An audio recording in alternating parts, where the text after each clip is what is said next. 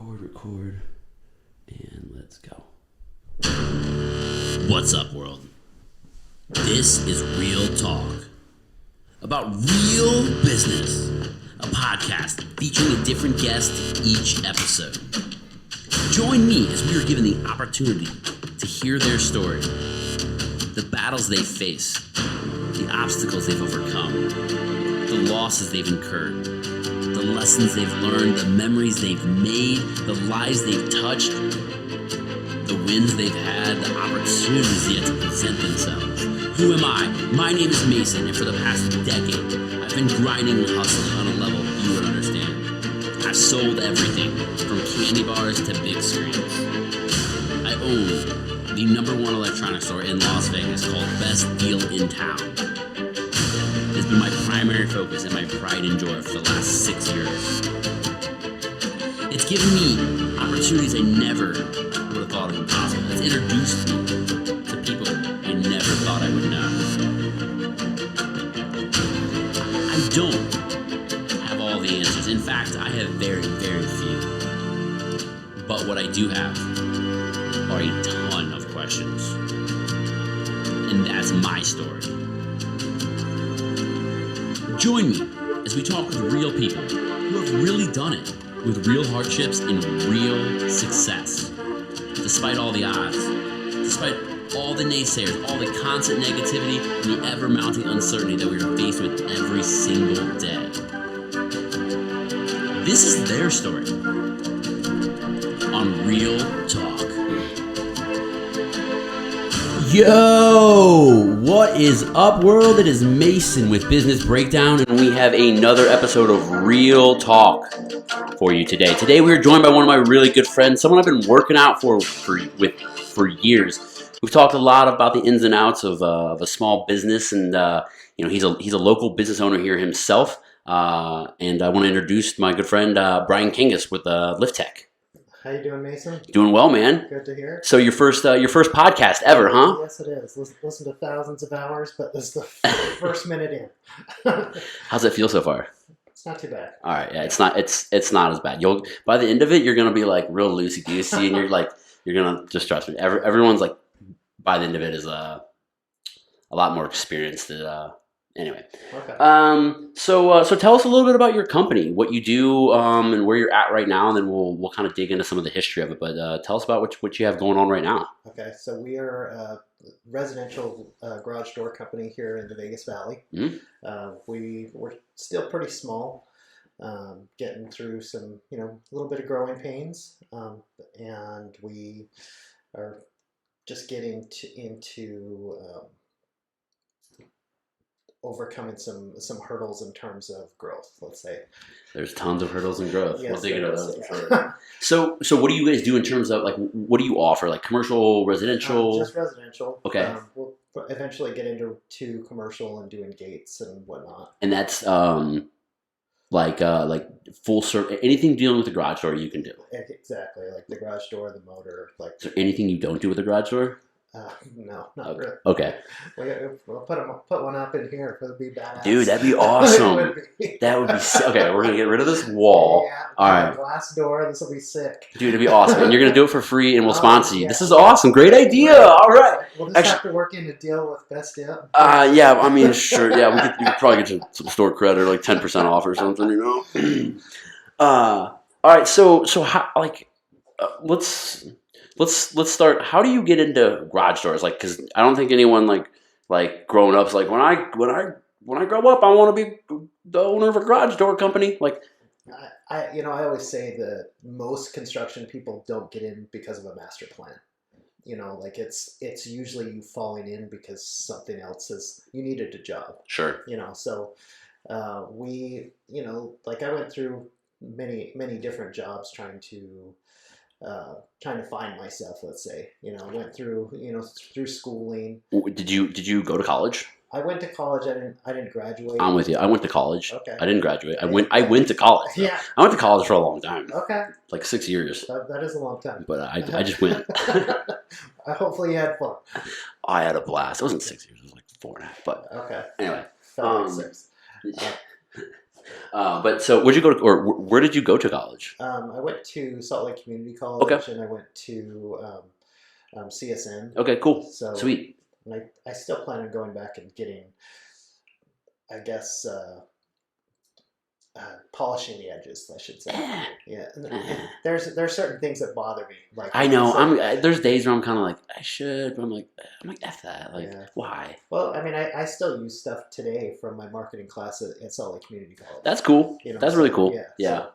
But so how I got here, just the quick version of it. I was in flooring for, I don't know, doing the wood and laminate flooring for a little over a decade. We had a crew of about 8 when the recession hit. That all kind of went away. So, And this is 08, you said? yeah, this was 08. We were doing, I don't know, like 85 to 90% new construction. So that Oh wow. it killed us. But it was a good time to get out, and so I went back to school, went back to CSN, and in the meantime, I needed a job, and so I hit the Craigslist. Yeah. Yeah, for real. No, for real. Hey, that's how I got my first job at Best Deal in Town. That's awesome. No. So hit Craigslist. I'm in my women's studies class. They called me like in the middle. It's like 8 at night for an interview the next day. I go in, and like 2 days into it, I was like, I'll do this for a business. So Really? yeah, Like it was just like yeah. You were like this. I could do it. Like why? So I have a hard time. I guess focusing on something for a long time. I need the change. I'm the same way. Yeah. So yeah. with garage doors, a long job is 2 hours. So that's perfect for me. Oh really? Yeah, like that's like you can like. I can change out the door, the whole or thing. a motor in 2 hours, no problem. Wow.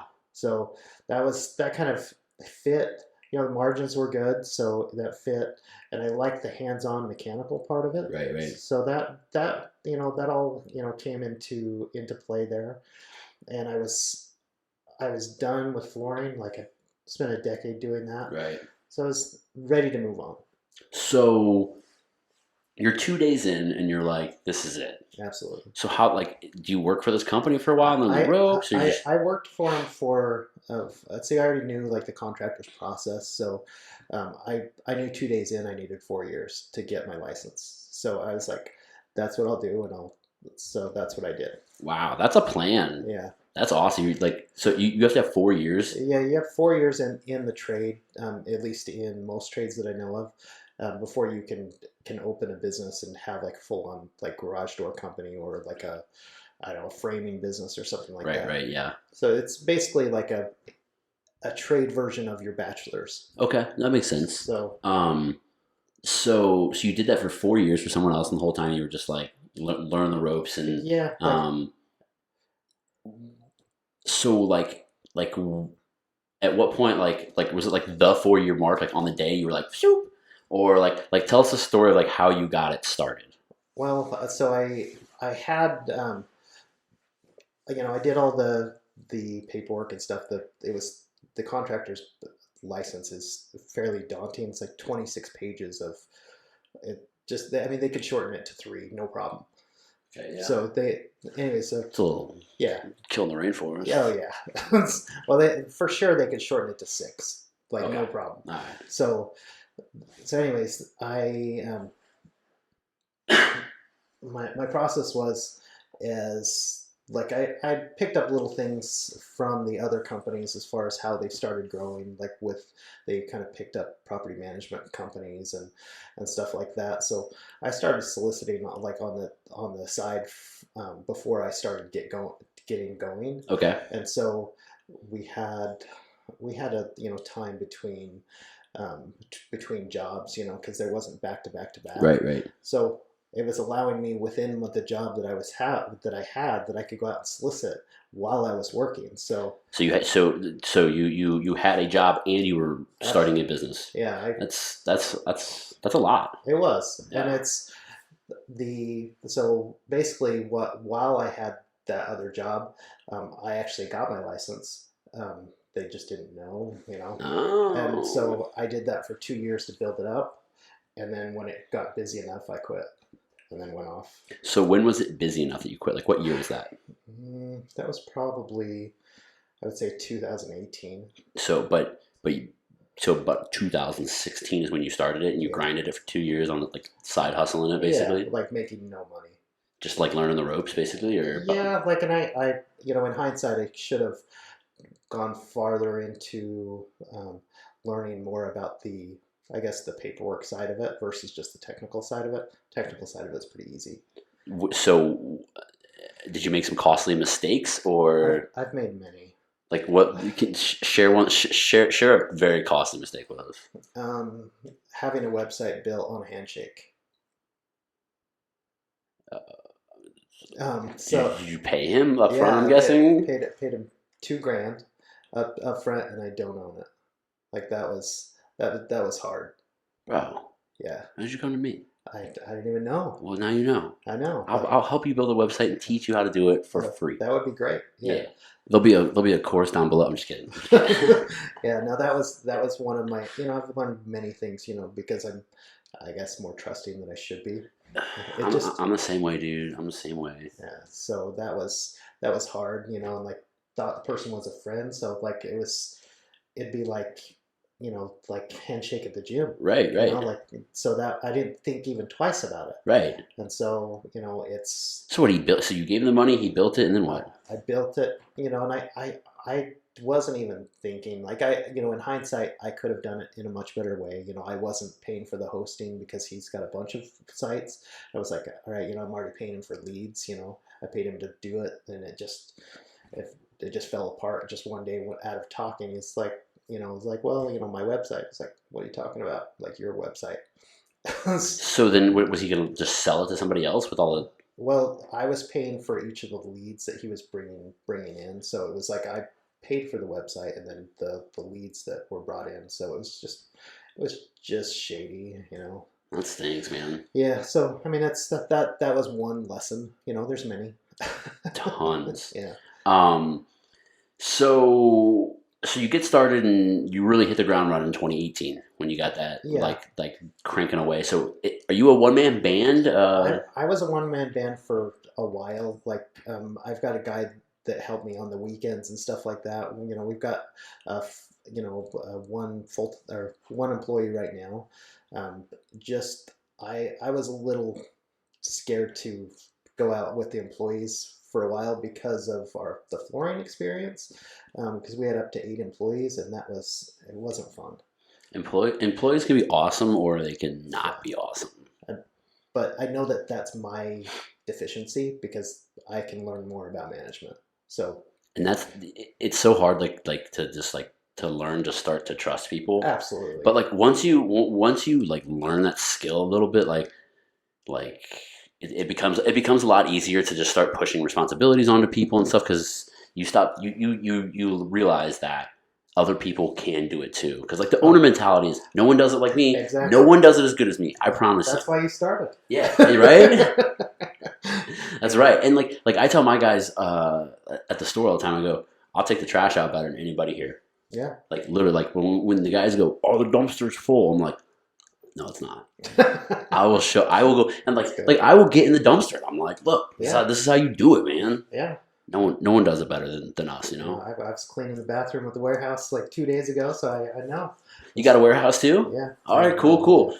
So where do you like store garage doors there and stuff? Or? Yeah, just parts and stuff that that's where their shipments come in. How big is it?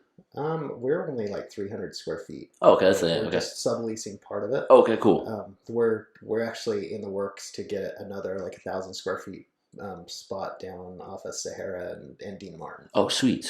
Yeah, Highland. So it's just you and one other guy servicing everything. So you literally do everything from marketing to answering phone calls to setting up appointments to customer service to. Yes. So most of the marketing I don't do. So I've learned that is also a deficiency. Ah. So I've got a great guy that I just started with a few months ago, and he's already really ramped things up. Oh, that's awesome. Yeah. So and Where do you see a lot of like leads and things come from? Mostly past customers. That's the best. I mean, that's the Absolutely. best. Yeah, and it's when you first start, you go off on all these tangents about it's like, oh, I've got to get this system and this system, and you realize it's just like when getting into the gym, just focus on your technique. Just do it Yeah. and just get simple. Keep it simple. You like. Absolutely. I always tell everyone like, if we're gonna use like the gym analogy or whatever, like I'm always like, you're trying to fine tune a Ferrari right now, right? But you're just a Chevy Cavalier, right? Let's just take it to the car wash and clean it. How about that? Like, let's start there. Yeah. You know. Because you're going to get way more out of it. Yeah, and you get so overwhelmed, like in the business world. I mean, you just get so overwhelmed with everything that I'm. It takes a long time to start to realize like that you're bad at things. It does, right? I think part of the being in business and having that ego that you can do it the best. Mm-hmm. It's hard to take a step back and have somebody telling you, it's like, maybe you should take a step back and have somebody else do it. What's really like and you like hired a guy to do that, like an outside company. Like once in a while, I'll have an employee that'll like do something better than me in the store, kind of, and I'm like, this guy.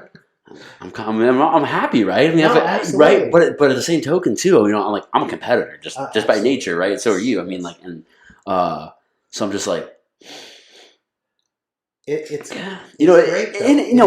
Yes, it is the like the most fun type of competition, like in the workplace kind of thing. Like it's very friendly. Like even like some of like the all time sales records that like I think I have a couple, and like once in a while someone will get real close or like pop one or something, and it's like I don't sell anymore, so like it's kind of like I'm retired, So like once like I don't know, like I would have to like be in the store for like a full month.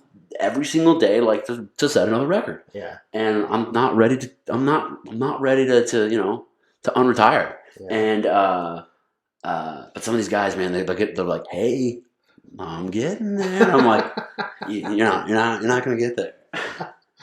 But that's fun. So you said so you're going through some growing pains right now. Mm-hmm. Those are good problems though. They are, absolutely. What kind of growing pains do you kind of see? Trying to facilitate everything. So garage doors are very unique in terms, like it's kind of a unique business. It's almost, I liken it to an impulse buy. So if you're not available right then, you'll lose the job. That's true. I mean, if your garage door's broke, your garage door's broke. Yeah. Right. So that's part of the thing right now is, do we hire another person? Or do we make this solid? Like I want it to be solid because I want them, the employees to feel very, very safe in the environment there. So it's so hard to see the sale go to somebody else. Yeah, that's like when you're like, I can't get there, and they're like, oh well. Yeah, you're like, I can get there tomorrow, and they're like, that's too late. Yeah, exactly. I mean, especially we will always facilitate as much as we can if it's like a safety issue. Something like that, because I consider ourselves like a community business, and that's part of why we started. So when you say a safety issue, what do you mean? Let's say like the door is like crooked and halfway open, like all night, stuff like that. Gotcha. The call that just came in right before we sat down, that was that. Oh, really? Yeah. So it's crooked right now, so she can't shut the door, and So you're gonna get there before tonight and fix it. Exactly. Yeah. Good dude. Yeah. So that's what I like about, it being community based, because, it's about the relationships. Sure. So that's kind of something that fits very well within our mission. And I feel like once you have a garage door guy, you have a garage door guy, right? Like for the most part, I mean, like you're always going to be someone's first call once they. Yeah, I mean, I think most of our customers are that way. That's why, because we really don't do that much advertising. Right. It's just mostly referral based, But there could be 5 to 6 years between calls. Right. I mean, yeah. I mean, I don't think I've actually. I had one issue with my garage door ever, but I mean, like that's in like 4 years. So yeah. It doesn't break that often. No. What's like the biggest? Have you made like a like a big mistake on a job before, like where you like the customer calls you and they're like, "This is completely wrong. You messed this whole job up," and you're like, "Man, I messed up real bad." Oh man, I'm gonna have to think about that one. Like I'll tell you one that I've done before. Okay. I have had a restaurant come to me and they needed like 50 TVs. I was Okay. like, yeah, no problem. I got that, no problem. Okay. And literally, it wasn't my fault, but it was my fault, right? So like Everything's your fault. everything is my fault, right? So I facilitate, obviously I'm the one selling the TVs, but my distributor is the one who dropped the ball. Yeah. And everything was set up, lined up, ready to go, and then like they were just like, we had some weird inventory like issue, and we don't have those TVs anymore, which is crazy because like they never have inventory issues. Like it was like a Sigma 6 event, a Black Swan event, right? And I was like, this is. Normally, it wouldn't be a big deal because it's just like, okay, I guess we're not getting those TVs. We just won't sell that TV. But like, I had the money, like everything. It was like, I don't know, it was like 30 or 40 grand. Like, I was like, and here's the thing is like, now that bar or restaurant has to now locate, all of those TVs because I can't get them. Ouch. Okay. So like now, like they did all this planning in advance to make sure their ducks were in a row. And then I got to call them and be like, so I guess we'll probably never do business again, right? Yeah, and we haven't. But that's rough. It happens. It absolutely does. I would say our hardest one is because we're so busy, or at least when we are, I should say, when we have a customer that we've used a lot. And they call us and we can't get to them. Like I would say that's the closest. We haven't had anything that's detrimental. You never had like a garage door like motor fall off the ceiling onto someone's car or something? No. You're like, no.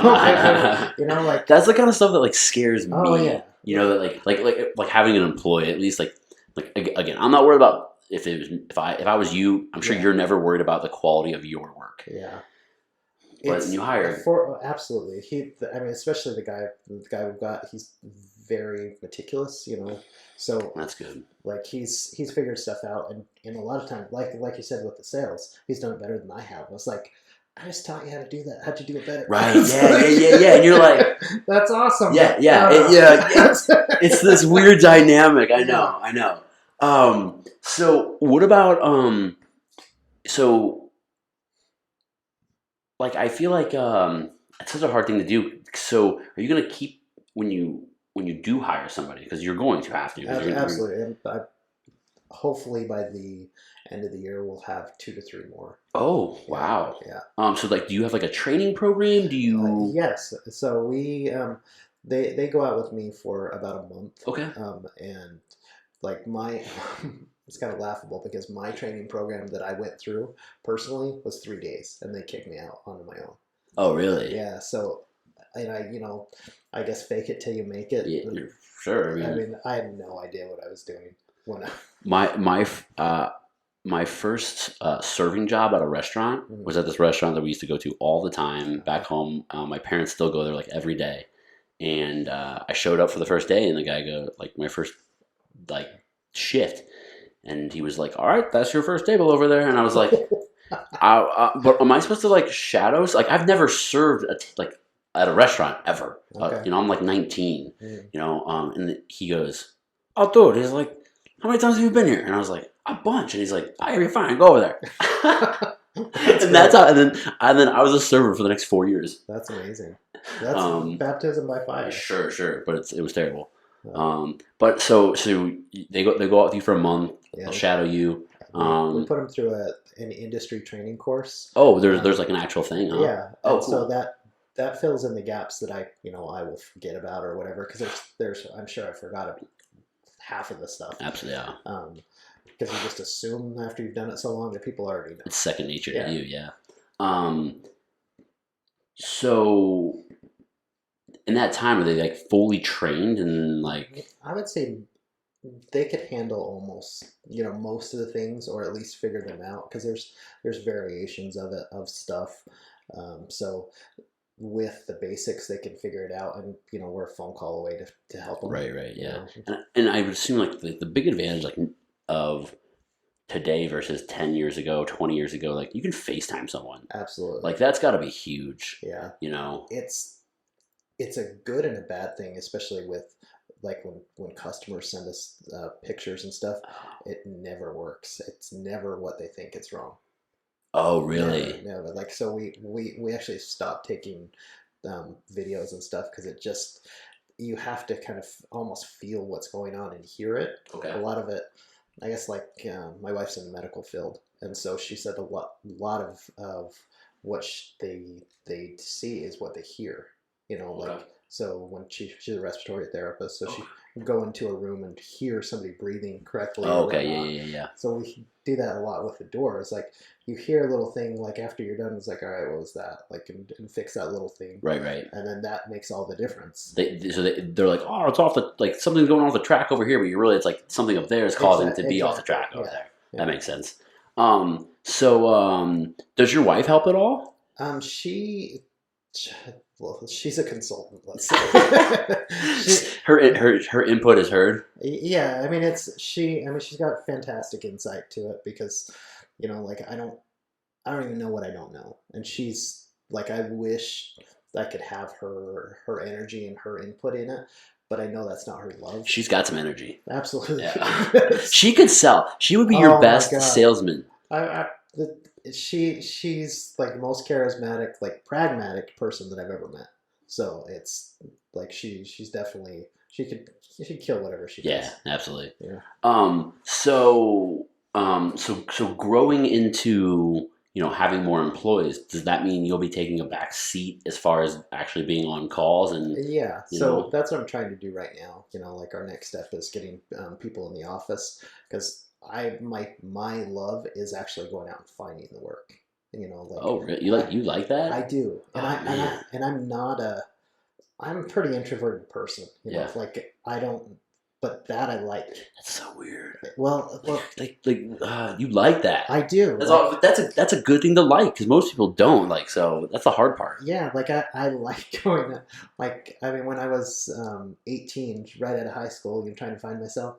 I sold stuff door to door to businesses. Dude, I've been door to door. I've been a door to door salesman for a bunch of stuff. I also sold vibrating hairbrushes. Is that what they were? Hairbrushes? They were hairbrushes. Sure, they were. Yeah. Yeah. So what do you do, like, when you, as far as like going out and finding new business? Like, what are some things that you do? You go like door knocking? We're part of the, like, you would talk to Guillermo about GLVAR. So, yeah. So we're part of, like, associate members of them. Oh, so do you do like sales meetings and stuff? Yeah. Okay. We go to some of the property management's they're like the individual company sales meetings, and kind of pitch stuff there. Okay. So that kind of consolidates how many places we got to go to. Sure, yeah. So that's a big one.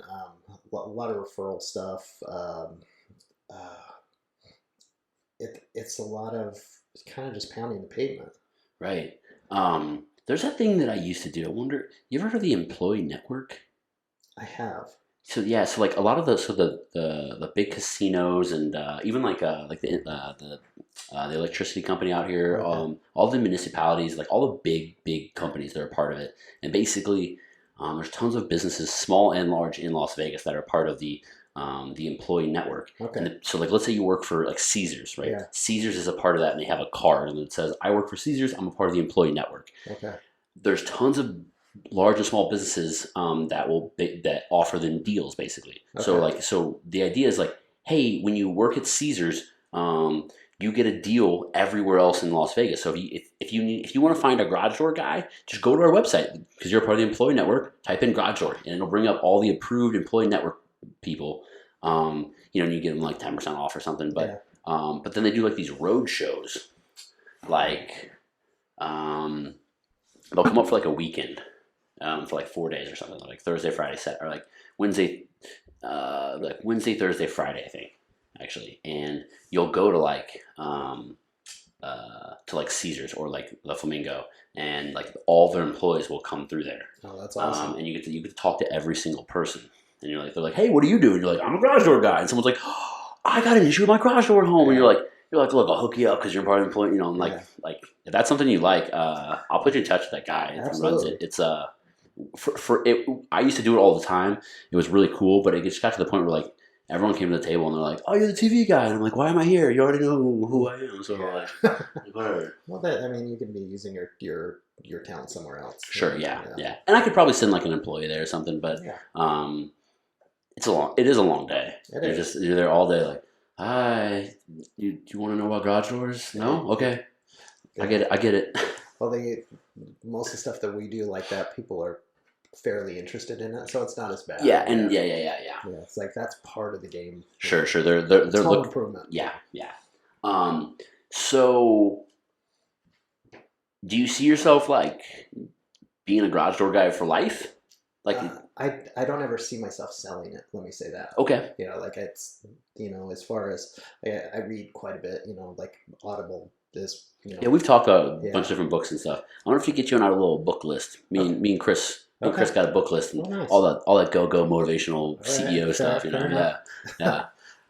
But continue. Okay, so like as far as I forget who it was, but it was kind of a referral off of EO Fire. Oh yeah. So the hey, EO Fire, shout out if you want to do something. Yeah, John Lee Dumas, he is the shit. So shout out. So he in one of those interviews, he was talking to a guy that had bought and sold multi-million-dollar businesses, and he was studying the guy, studying the people that had done that, and most of them are reluctant that they did it, because they took a huge hit in taxes, and they could have just had somebody general manage it for them, and just kind of wrote it out, and it would have been better off for almost everybody. So yeah, selling a business is messy. Yeah, it's incredibly messy. Like we've kind of done it with one of our locations, and it didn't even like pan out, and then like it's just it's so hard. There's so much gray area, like especially in what we do. Like people are like, well, how do we handle warranties? Yeah, like if a year from now a warranty that you sold that you're gonna make profit on, do I have to replace his TV? Oh, yeah, do you? Yeah. There's all kinds of little things that like I just never thought about, like big contracts that we have with that we've negotiated rates on from financing companies and stuff like that our customers can use in store. Yeah, we negotiate like special rates. Like now that we sell it, does the new guy, does he get those special rates too? Because those are some good rates. And usually, like that company probably would love to renegotiate those rates to get them up, and they're like, absolutely, that's their chance to get out of it. Mm-hmm. So there's all kinds of weird things like that, and I don't know. It's kind of like a house in a weird way, but way more complicated. But yeah, that we've gone through like attempting to buy businesses, and really? It's awful. I've never tried to. What's that? I've never tried to buy a business. So like there's a couple that we've tried to buy. Like we've gotten portions of them, but not the whole thing. But the garage, is it garage related? Yes. Yeah. So tell me about it. I want to hear this. So I'm going to go into it lightly because they'd be like, I guess, trade secrets. Okay, fair enough. Fair enough. Okay, so so when we bought part of it, we're getting the profitable side of it, let's say. Okay, so but when we've tried to buy the whole the entire company with their their data and backlog of customers and whatnot. Sure. You don't know exactly, are they retaining all of those customers? Are they do they have a special deal with them? Is this, say for instance, is like one of their builders, are they just closing out all their homes, and that just boosted that year like it's never been boosted, and right. So you there's a lot of gray area. Yeah, you were like are they handing you all the info, keeping all the info too, and still using it, and then you're like, absolutely. Then all of a sudden all they did was double what they have, sold it to you, and they're still fishing in the same pond. Absolutely. Yeah. So and then so the two of them didn't work out. We lightly got into it, and then it's like, maybe this isn't the best deal. It's tricky. Yeah, I know that's not a lot of information to go off of, but it's... Yeah, no, I understand. Yeah, I mean, did you use a broker? No. Okay, No. so one of my friends is a broker. Okay. Him and his dad, they did Treasure Island. Oh, no kidding. Yeah, so he's got a lot of experience in that. He's going to come on here. We're going to talk about that. But I think that's probably the value of having a broker is like, you know, he's going to tell you straight up like, yo, this dude is being shady AF, man. Like, this is not how this is done. I'm not sure they won't give us these documents, or maybe he's like, this is kind of par for the course, man. This is how it's done. Like, it's always a little, you know, but you don't know. You don't. Yeah, no. I mean, we like at first when we were doing it, you know, we didn't have capital for financing, so we were just saying, hey, we'll give you basically everything you make on this for the next 3 years, because it'll fill in the gaps of what we're doing. It's not necessarily taking anything away but time. So, and they didn't take that, which I thought was crazy. They never sold the company. Yeah. well, can't win them all. Yeah, I mean, and that was probably foolish of me, but it was so long, you know, as far as that kind of deal. Yeah. Plus, like you were gonna basically pay them the profits of 3 years. Well, something like the projected profit, yeah, but that's like, but you would kind of plan it out. It would be a 3-year break even on it. Yeah. So That's a big commitment. That was, but you know, like I'm in it for the long term. Yeah. So yeah, if you're in it for the long term, it's not it's a drop in the bucket. Yeah. You know, 10 years from now, you're gonna look back and go. Yeah, exactly. Yeah. You know, no payments. It's all out. You know, but I mean, it didn't pan out. But it didn't. So, Yeah, so. You know, so you kind of alluded to, you were like that you would never sell this, but now it's almost like it kind of sounds like you have something else you're kind of thinking about, or I'm always thinking about other stuff. I mean, it's hard not to. You know? I know. Because you know, especially with market, when you go out and marketing, you're learning about these new things. You're on other podcasts. It's hard for your mind not to go there. I know. I know. Like you get spread so thin so quick. Absolutely. You know. But like, what do you want? Do you have anything that you've been thinking about? Because the garage door thing was pretty. You were like, I'm doing this. You know, like I personally, like, I've always been pretty into fitness and into you know, I started off wrestling. And, yeah. Let's talk about so you're a wrestler. Yeah, like I wrestled through high school and then did jiu-jitsu. Like I actually had an MMA fight. Oh yeah. Like was it sanctioned? I was at the Tropicana actually. Oh, no kidding. Yeah, but that was back in like 2008. Do you have do you have pictures and videos and stuff? I have video, yeah. Dude, okay, so we'll get some of that. I'll clip it in. Hey, I gotta hit a button here. All right, so I'll clip that in here. Yes, pumped. Yeah. You were in. Did you win? Yeah. Hell yeah, you did. Yeah, it was you know, like it was. I've been doing it for so long. It's like I just want to see what it's like because I don't know, like I don't get in. At a certain point, you're like, I want to use this. Yes. I want to punch a dude in the face. Oh, yeah, I mean, you get to do it all the time in sparring, but it's not the same. You're holding back a little bit. Absolutely, like you're there to train, not to annihilate the other guy, which is different than when you're stepping in the ring for real, right? Absolutely. So did you knock him out or submit him? Well, see, I guess it's very similar to your first day in business. You got all this training in it, you know, like you got all the papers signed. Sure. Everything goes to shit. So, like, you know, like it went pretty well, you know, like I was on the guy's back in the end, and you know, I should have submitted him, but you know, your mind is just not there. Yeah, no, yeah. I mean, so in the moment, so yeah, absolutely. But you know, on paper, he should have killed me. But like, but you got him. Yeah. Heck yeah. So why you only did one? I only did one. You know, like I you know. That was you were like, I got it. That was enough. Like yeah, like I don't know, like I like the training more than the actual. That's cool. You know, but I like doing jiu-jitsu tournaments and stuff like that. That was okay. Do you still do that ever? Or?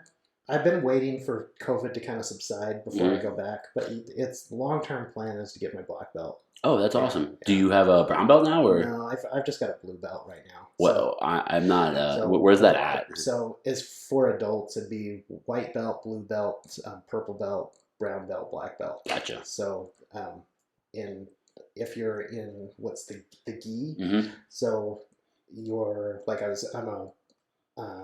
a blue belt, but without the gi, I'm advanced. So what does that mean? So it would be like I'm quite a bit further above white belt or blue belt, like without the gi. There's two different versions. Okay. It's hard to, I don't know what else to correlate it to. But you're a blue belt when you're in a gi, Mhm. and when you're just in your regular clothes, they're like you're better than a blue belt. Yeah, But you're not a purple belt. no, You're like in between. yeah. So it's like, 'cause, in wrestling, you're not able to, because in a gi you can choke people out with the clothes, basically. Right. So, in wrestling you can't grab on anything. So Right. that's my background. So I have a hard time doing that. Like remembering. So that's my weakness there. But how long have you been rolling? oh man, on and off since say '94. Oh shoot. Yeah, like I added up like my wrestling and jiu-jitsu matches. I think I've done like 160 competitive matches. Wow, that's a lot. Yeah, That's awesome. That's super cool. yeah, it's fun. And you're a great CrossFit athlete too. I mean, you have an engine like nobody's business. I think it's kind of it's from wrestling. I think you can keep yourself almost redlined. Like in that yellow.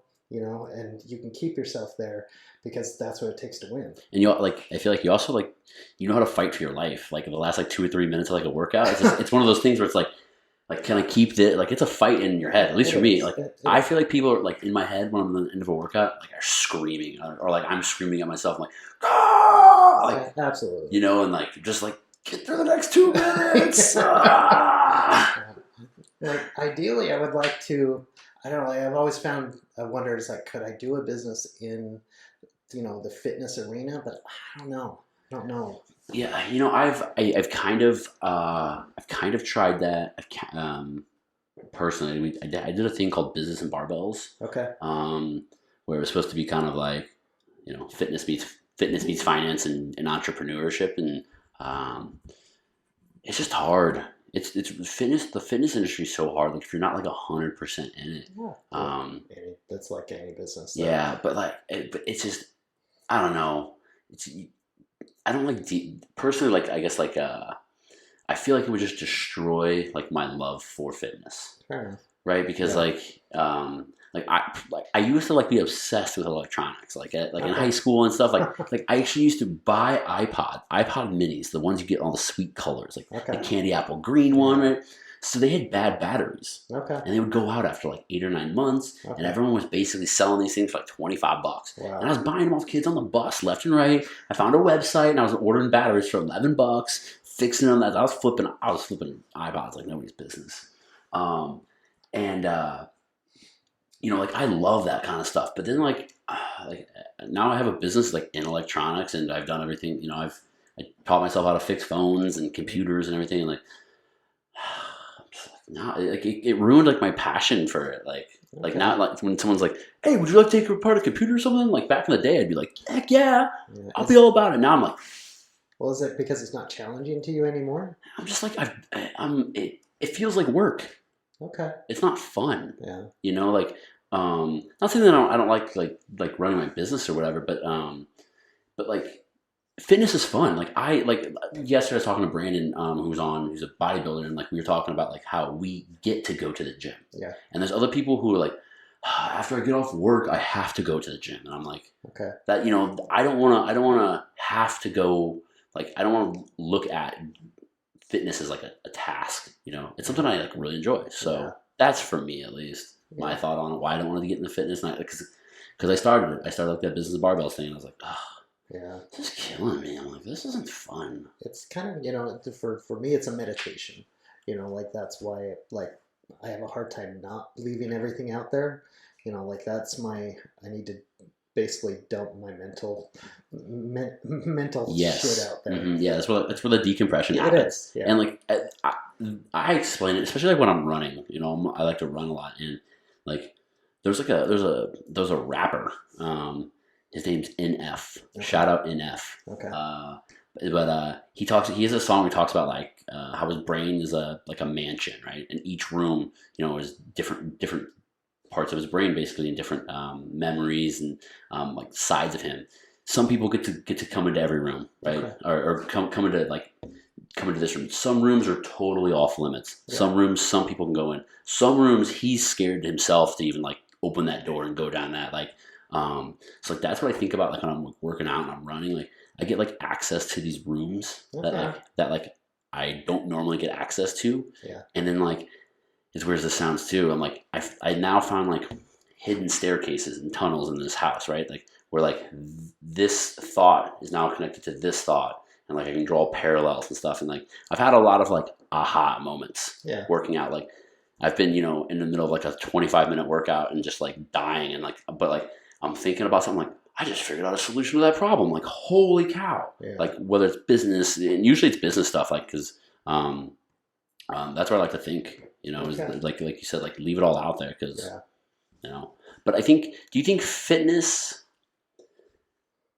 Do you think you're a good business owner because of like your mindset into that, and you're a good good athlete? Like, do you think that mindset is what makes you like unrelentless? Because I mean, you do it all 7 days a week. Like, I'm sure it definitely helps. Right. I guess finishing very similar to when you're doing, let's say, Murph in CrossFit. Sure. Anyone who doesn't know what Murph is, it's you got to run a mile. And this is all in a 20-pound weight vest. So you have to run a mile. It's 100 pull-ups. It's 200 push-ups, and then it's 300 air squats, and then you have to run another mile. Yeah, it's awful. So it typically takes between 45 minutes and an hour. It's hard, but continue. So when you're going through that, you want to stop most of the way through it. Yep.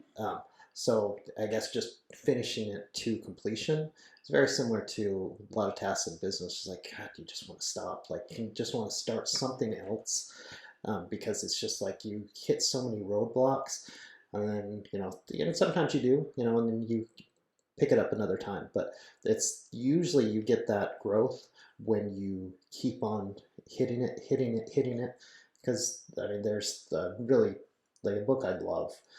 It's be very controversial for a lot of people, but it's called Outwitting the Devil. It's called what? Outwitting the Devil. Outwitting the Devil. Yeah, okay. It's by Napoleon Hill. He wrote Think and Grow Rich. Okay. So I'm sure you've heard of that. Yeah, I've heard. Yeah. Okay, so when he's interviewing the devil, the devil says that most people will stop after they've been interrupted, let's say 2 or 3 times, and then they'll stop whatever that task is. But it's the people that actually win that will keep on going, and there's usually only 2% of people that will do that. Yeah, I would agree with that. I call it like the 90% rule, like showing up. Oh. Like literally, like there's another TV store in town. I won't mention them, but like apparently, like they tell people they're associated with us. They're not. Oh, wow. But like they run like a real shady business. They're in a shady part of town. Like you walk in there, like their advertising is real shady, like terribly, terribly shady.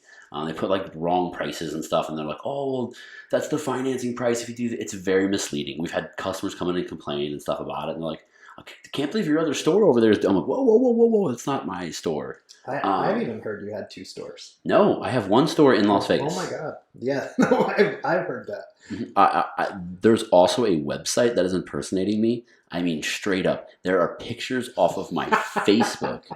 I don't want to say the name of the website. I mean, I have actually a whole video made about this. Wow. That I'm gonna put on my YouTube. It's pretty cool. Actually, they have like their address here in Henderson. Even I went down there and knocked on the door. No one was there, but you guys will see the video on that. But yeah, that's going on. But the 90% rule, and people are like, how does this come, like this other store stay in business? And I was like, because they show up every day. Yeah, they show up and they're persistent. Yes, and like they probably get a bunch of 1-star reviews, and like most people would be like, oh, well, I'm. Like everyone says I stink, and they said I stink 2 or 3 times. I get a bad review here, customers complaining here, we had a bad month here, and they quit and they're done. I'm like, these guys, they just show up every day. Yeah. They don't do a good job, but they show up every day. you know, and like they just don't quit, like, and that's why they're successful. It is. And it's If you're persistent at it, you'll get through almost anything. yeah. I mean, Like you don't even have to have good content, just solid content. yes, exactly that too. Yes. You know, yeah. You know, it's like running. You know, that's I think like why I like running too is just like it's that like ongoing thing. Like you could stop it. You can stop at any time. Yeah. You can walk at any time. But will you? Yeah. You know, and like that's a good point. I'd maybe take up running just to try to get my mind through that. so I try to consciously draw parallels when I'm working out to things in my life. So like for instance, like today I was on a run and like my freaking side was cramp. I never get side cramps, and my side was cramping up so bad, and I was like, I might have to walk. And then I was like, I don't walk. I was like, because walking, I'm quitting. I was like, I don't quit. I was like, I don't quit anything in business. I'm like literally, I'm like, you don't quit. Like, Yeah. don't quit anything. You know, I'm like, keep going. Like, Yeah. like, and then there's times like when in like I've had like issues like in the store or whatever, where like whether it's with a customer, usually what happens it's a waterfall. Customer, business partner, employees, you know, just everything hitting you at one time, you know, and like it just makes you want to pull your hair out, and you just like want to like literally. I've had days where I'm like, God, I want to quit just everything. I want to go be a server at a restaurant, and just you know, but like, and then like, you know, you give yourself some time and like you just clear your thoughts up a little bit, go on a run, you know, and then I'm like, all right, let's start lining stuff out. Let's start getting this stuff, you know. So that's I like to draw parallels, like consciously think about working out and business at the same time. Like that way, in the moment, I was like, I didn't quit running yesterday. Like when I was like in extreme pain, and like freaking sun beating down, like whatever, you know. And like I was like, I'm not gonna quit this. Like this is nothing. Yeah, especially like you know we do some pretty strenuous workouts in like CrossFit, absolutely. You know, and like it makes like.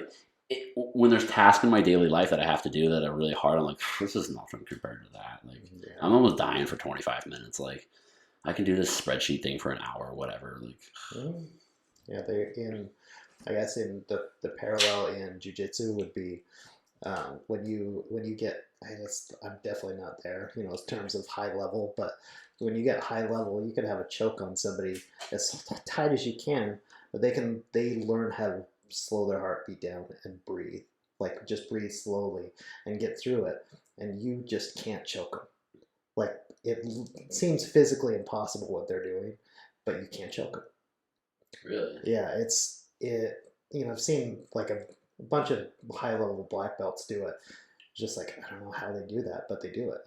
Yeah, I mean, and that's, you know, they're the best at their craft. I mean, absolutely. You know, they would be the probably, you know, we think of like the Elon Musk of the business world. You know, that guy's got 3 companies and he's, you know, whatever. Like, yeah, you know, he'd be the guy you couldn't choke. Absolutely, right? Yeah, no, it's frustrating, you know, that you're like to get to that level. I mean, you've gone through thousands and thousands of hours of attaining that level of expertise. How many times has that guy been choked? Oh, you know, like many. Yeah, right. Like, and that's the thing. That's a thing you don't see. This is what bothers me, right? And with that exact comparison, right, is no one saw that.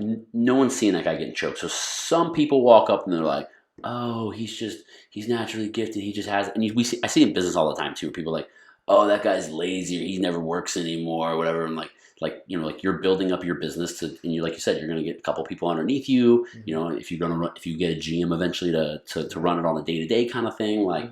Mm-hmm. But then someone looks at you and they're like, "Oh, freaking Brian guy just, you know, he started a stupid garage door company. All of a sudden he's rich and got a bunch of money and employees, owns a business, and like it's easy, you know." And it's like, or I got my teeth kicked, like you said, like you worked for 2 years basically, and made no money. Yeah.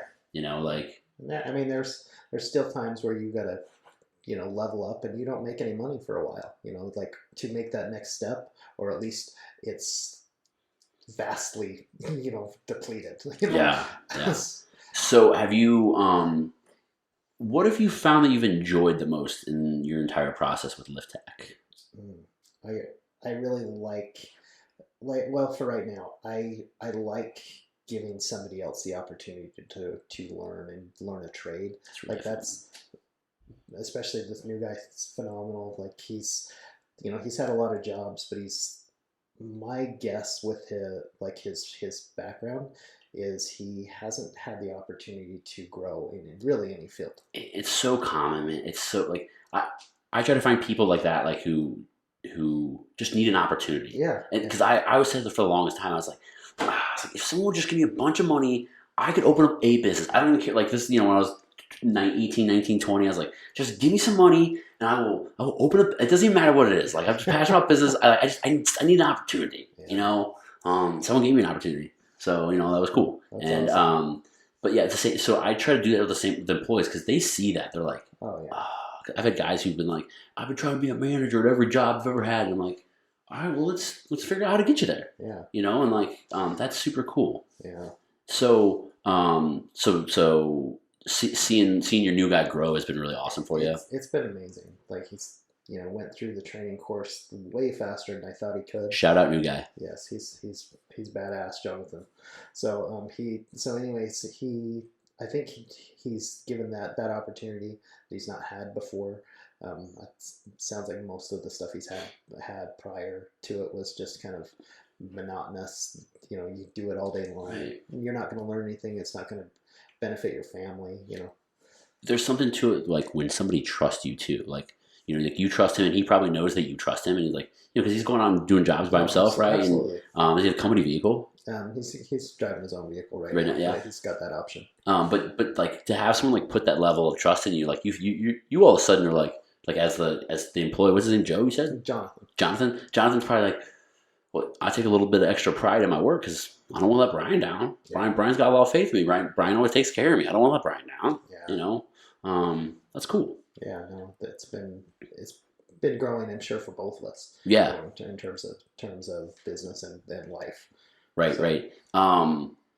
So you work 7 days a week? I'm sure my wife would say yes, but as far as my mind is definitely in it 7 days a week. Yeah. But the 6 days really. Yeah, it's like Sunday, like a hard day off, or it's hard to slow yourself down and get back, truly with the family. And this is kind of that transitioning out. That's really, it's very helpful, where it's not taking up 1,000% of your time, So that's it. It's nice to be able to have a little more time, Has like running the business ever caused like a lot of strain in your personal life, like absolutely, to the point where like your wife's like oh. Dude, you gotta figure ish out, man, like one way or the other. For sure. Yeah. Especially early on when it was very tight, like especially when I went out initially, I probably started a little too soon. No such thing. Well, in terms of being responsible and having a family at the same time. Yes. So that was hard because that was what I thought would sustain us didn't sustain us. So it took still time afterward. Sure. Yeah. No, it's a hard thing for for your family to be like, okay, quit your job. Quit your job. Yeah. Yeah. Okay. Everything was fine. Yeah. Now you got this, but and then it's always crazy, like to look back at it in hindsight or whatever, and you're just like, oh, I did that. Yeah, absolutely. Like you've gone through those steps, and like when you talk to other people that are starting, you can hear immediately if they're serious about it. Oh, real easy. It's just real easy. Like I stopped talking to people who just want to put some BS out there. Yeah, I'm like, it's like, I'm starting a business. I'm like, are you? It's like, yeah, I'm like, yeah. So like, so tell me your plan. Like, well, I gotta get business cards. I'm like, yeah, gotta get a website. Yeah, if you don't want business cards and a website, like it won't work. Like it just don't even get me started. No, it's funny though when you're talking to people that are serious, but you can also, the other side of it, what I kind of like, or most business owners are very very gracious and very helpful with the information that they've gained. Yeah, they don't mind sharing. Sharing. Yeah. Like so, because you can have a conversation where that's relatable to somebody else, right? Yeah. But they're like, it's not, besides some of like industry secrets and stuff like that, people are more than happy to help you. And it's very strange to me that you connect so quickly with some business owners. Like there's a Facebook group that I part of, and I asked somebody yesterday about, hey, should we do home warranties? like 30 people answered in 24 hours about yes or no. I was like, and some valuable probably absolutely, insights and stuff, and you're like, yes. oh, I didn't think about that. Didn't think about that. Yeah, like even the specific company I was asking about, like no, fuck no, like Really? run. Yeah, oh, shit. Yeah, Yeah. So I mean, that's awesome. Yeah.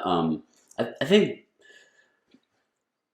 it's hard for another business owner to talk to like just I don't want to say like a normal person, but like a non-business owner, I it guess, is. because like you said, like I was like, you work 7 days a week, and you're like, well, I mean, I do, like, but like, and I totally understand I get what you're saying. Yeah, A lot of people don't. Like, I compare it to like driving down the highway. I'm like, I'm always going 50. Like sometimes you guys want to go like try to go like 80 miles an hour, and it just doesn't work. I go 50 miles an hour 7 days a week. Like I'm always cranking, just like low and it's slow, and just persistent. yeah, the persistency thing. Yeah, I was going with this. But oh, business owner sharing stuff. Yeah.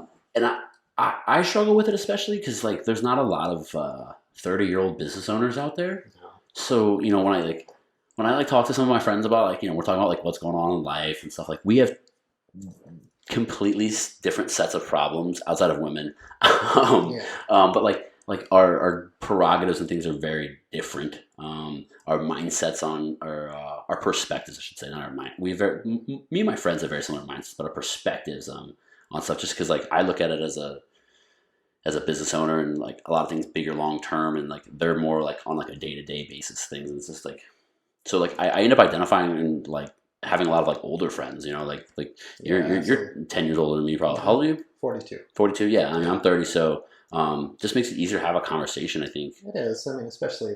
I mean, that's who kind of I've identified with most of my life as older people because it's there's a lot of wisdom that comes from age, especially if you're trying to attain it. Right. So when you're talking to those older people, that's one aspect of being in this business. I don't normally, and it's just like with your business, you wouldn't normally get to connect with the people that come into your store. Yeah. And it's amazing because the conversations you get, the insight that you get, like you couldn't pay for that. No, and the cool thing about what I do, at least in the store, like I get to talk to a lot of business owners, which is part of the reason that this podcast works because you know everyone who's coming to start a business, like when you do start a business and like the startup of it, like you're trying to save money. Like you said, you probably overextended yourself a little bit the first time. Yeah. And, most people do, and they want to save a couple bucks. Everyone needs TVs and computers and iPads and stuff to kind of get your business started nowadays. Absolutely. So like, if you're looking for a good deal on TVs and iPads and computers, you're going to find best deal in town. Yeah. And then, so, I talk to all these owners that come in all the time. Bars, like I know not every bar and restaurant owner, but I know tons of bar and restaurant owners in Las Vegas. It's pretty cool to see like where, they're opening up their first shop. And then here we are, they were one of like my first sales, and 6 years later, they're still buying TVs, still opening up shops. We grew together, kind of thing. Like, it's such a fun thing because even when you're in the same, are you friends with anyone else like in the garage door industry? Absolutely, yeah. One of my best friends in the industry, he was the second person to train me. Oh, no kidding. He opened a company as well. Oh, now are you guys like? We do. We collaborate on things. And you don't feel like competitors necessarily, do you? Like, no, but we are, but we. I mean, you're obviously you want to make money. He wants to make money. Yes. You want to be. You both want to be successful. But I think what I'm getting at least is that there's more than enough garages out there for both of you. Absolutely. And at a certain point, you could you don't necessarily want to like give this guy free jobs or anything. No, but if you guys have both ideas and things that work, and like especially if, like, are you guys in the same? Like, well, you service all of Las Vegas and Henderson. Yeah, so we're direct competitors. Oh yeah. But I mean, it's very similar to your customers and Best Buy are probably different. Yeah. Like even though they're still in the market for the exact same thing, like our customers are completely different. Oh yeah. Yeah, it's very very strange. Well, I think it comes down to like you said, your biggest source of leads is referrals. Yes. And if you have a certain type of customer, then their friends and family are probably a certain type of way too, and Yeah, it tends to be It's fun because most of the time when people call in, I know right away if they're a Lift Tech customer, It's just you've already got that relationship built. Like, hey, I heard you on the phone today. You're like, oh, I think I remember you. You're off of Pebble. yeah. And I was like, in my head, I was like, this motherfucker. I truly do remember it too. What cheese? But it's you. I mean, you spend time in their home, and you get to know them a little bit. And that's that's something I think as like a contractor in general is super important for people to remember. Yeah. That you're in someone's home. Yeah, and right? be respectful of it, and it's like, say for instance, when I honestly felt uncomfortable coming through your house with shoes on, but like normally I take off my shoes and stuff, but that was. I was like, all right, you might look weird being in socks on the podcast. But I rock slippers every podcast. This is my shtick. So if anyone's wondering, like I feel like every podcast is a shtick. Okay. This is my shtick. Slippers. I don't know why. So I'm gonna make sure I wear slippers on every podcast. Goes with the Christmas tree. Oh, it's just a tree right now. I'll insert picture here. But I have a tree. It's just a tree right now. And then you hit a button and the lights change colors, and then it's a Christmas tree. But right now, it's just a tree. Okay. Plus, I don't have anything else to put there. I'm lazy, all that. That's my workaround. That's all right. All right. So, so what do you got lined up for the rest of the day then? It's a busy day. You got a busy day? Yeah. We were. I mean, to be honest with, this is definitely not my comfort zone. So, so when you were saying that you had people flake a couple of times, I was like, oh, you got to do it. Yeah. It's like so. But like, okay, so now that you're, we're rolling to the end here, an hour long. I mean, do you feel a lot more comfortable in here? Was it? No, it was good. Yeah, it's good to get the thoughts out. Was it what you thought it was going to be like? What were you just like? Oh, I don't really know what's going to happen. No, because I was waiting. I was like, all right, am I going to get an outline of what we're going to talk about? Like, so here, just so you know, okay. I actually do have an outline. Okay. That I usually kind of to pull me back on point. Okay. I think we stayed pretty well on point as far as things, but usually I give it to my guests beforehand. But I know you a little bit more on a personal level, so it's a little bit easier to connect. So I wasn't too worried about it. Some of the people I give this to, it's just like we're acquaintances almost, So I'm like, hey, this is, and I know that you've watched some of the stuff because we've talked about it, so you kind of know the format and stuff.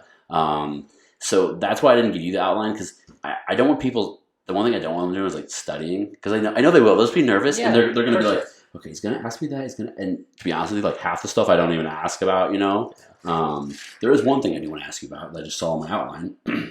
Excuse me. Corona, how did that affect you? Is it affecting you? Like, how did it affect LiftTech? So the first 2 weeks, like I thought that we were gonna have some major problems. Really? Yeah, because it dropped almost to zero. So the first 2 weeks of Corona, like when they did the shutdown. Well, I mean, because garages are still being used, right? Yes, but I think everybody kind of freaked out. So hoard money, everything. So that was the first 2 weeks of it. After that, we've had record sales.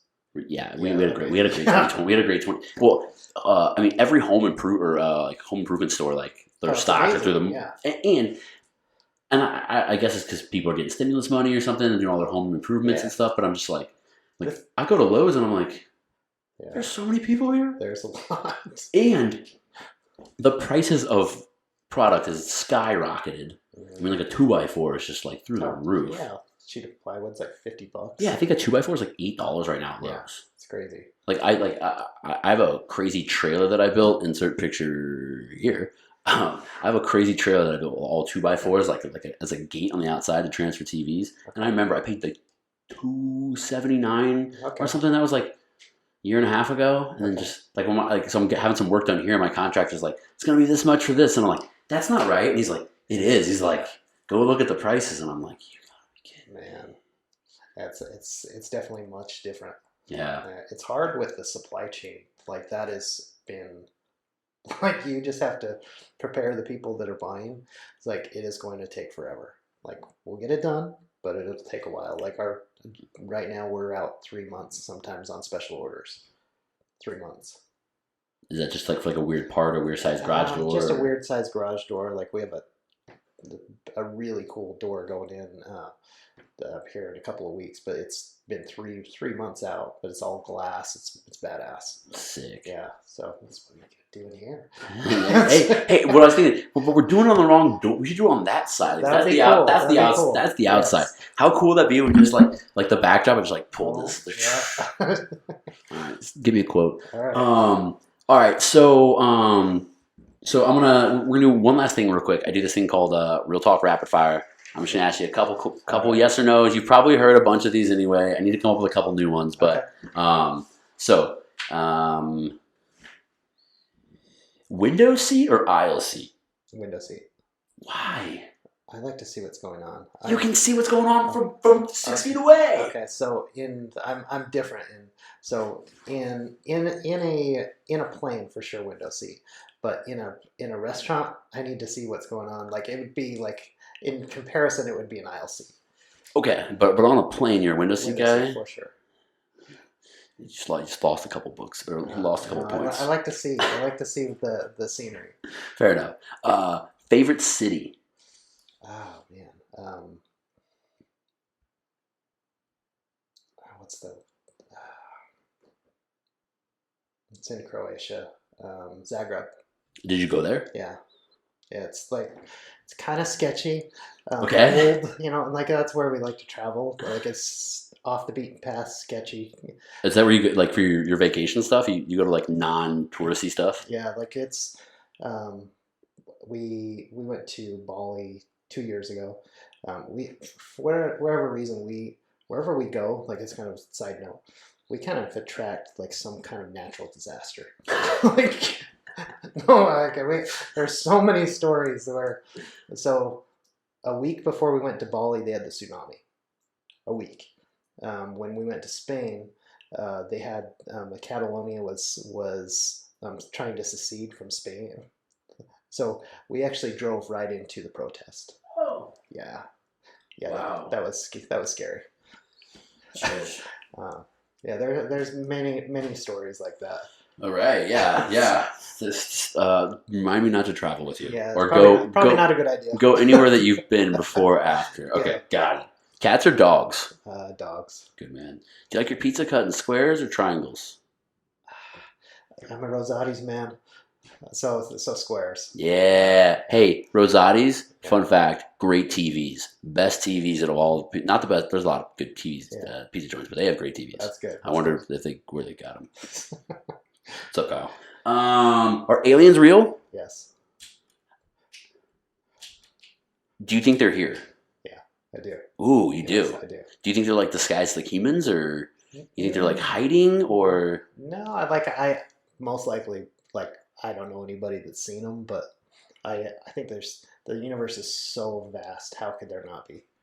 I think that's the point that everybody makes, right? Yeah. What's your most used emoji? I don't use emojis. You don't use emojis? Thumbs up. Okay.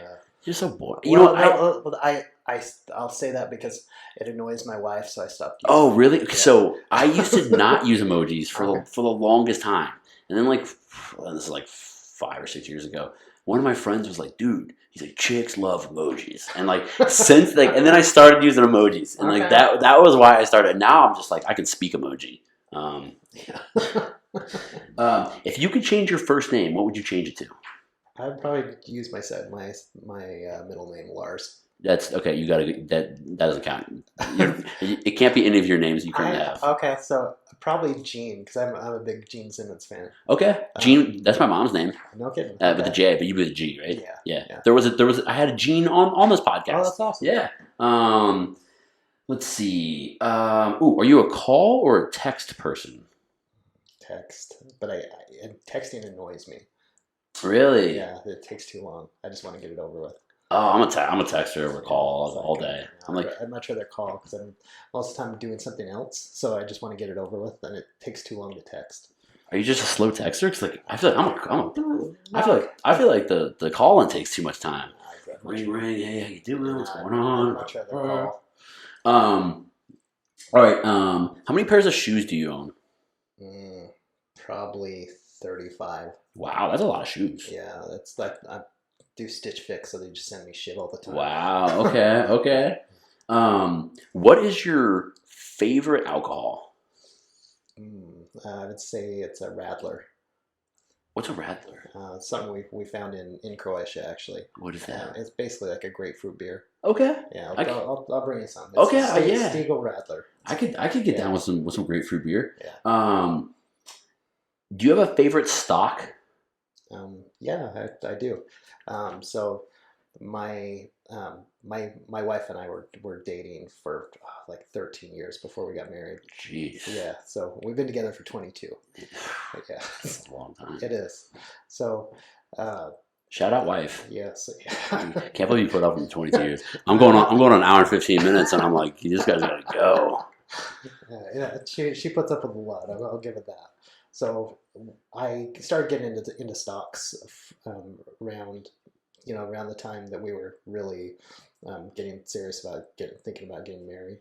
And so I in a year, and it took a lot of time, I tripled my money with Revlon, Metro PCS, and I forget what other one. But in that year, I tripled my money. Nice. So just for that reason, probably Metro PCS. Metro PCS, that's your go-to, huh? Yeah. But it kind of drives. I'm a little neurotic with the stuff, so I would read everything. So I can't do stocks anymore. It just drives me a little crazy. I know. I spend like hours every morning. I'm just like, It's if I'm 20 minutes late to the opening bell, even I'm like, ah! Like, what kind of news did I miss? because you got to read everything because the market's emotional. Yeah, and then you got to learn what works. It's terrible. Yeah, I know. I'm with you. Are you a car or a truck guy? I like truck. So I drive a truck. I like smaller cars. Like my go-to car, like it will be the R8. Ooh, okay. Yeah, that'll be my. R8's sick. It is. Yeah. Fun little just side story. One time, some guy came into our store in Arizona, and he was driving an R8, and literally he goes, like, one of the employees goes, shout out Greg, he goes, hey, is that your R8 out there? And the guy goes, yeah, here's the keys, go start it up. Greg goes, okay. I'm like, all right, it's not my car, I don't care. Like, literally, the guy just tossed him his keys. Greg goes out there for like 5 minutes, and then we don't hear the car start. Finally, the guy walks out there. Greg's sitting there, and he goes, I don't know how to drive manual. Oh my god! So he tosses this guy his keys to his R8, and Wow. Greg can't even start it. Like, Wow. by himself. The guy was just shopping around the store. Anyway, That's cool. what's your favorite exercise to do? It's just because I'm better at it than some of the other people as thrusters. Ah, wow, yeah. And that it's not because I even like it. It's just You have a shorter range of movement, so I do short arm, short legs. yeah. So that was a little easy. What's the best podcast you've ever been on? Well, I'd have to say it's this one. Yeah, real talk. That's what I'm talking about. All right, cool. Well, I know you have a busy day ahead of you, so thank you for coming. I appreciate all of your time today. If people want to, and by the way, we are in Las Vegas. You service all of Las Vegas, Henderson, the whole area. Give us a rundown: website, phone number. I don't know if you got an Instagram. We'll put all this in the bottom of the description as well. But give us a rundown of everything and any closing thoughts that you have. Okay, so our business is lifttechgarages.com. Our phone number is 702-240-2350. We service all of the Las Vegas Valley, even out to Boulder City. And we're interested in long-term customers, not just the short-term transactions. So anything that we do, like, we have long-term in mind. Very similar to what the best deal does. Absolutely, man. Yeah, that's awesome mindset. So if you guys want a superior service with, like, obviously you can see this is a good dude here. You want someone you can trust inside of your house. Give LiftTech a call. They'll get you guys all taken care of. So yeah, guys, thanks for listening, and we're out of here. All right, thanks.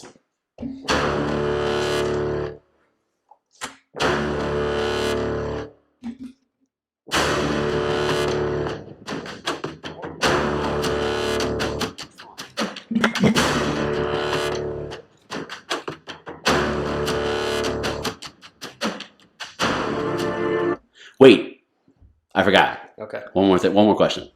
Will you come back in 100 episodes? Yes. He's come back in 100 episodes. All right, guys, we're out.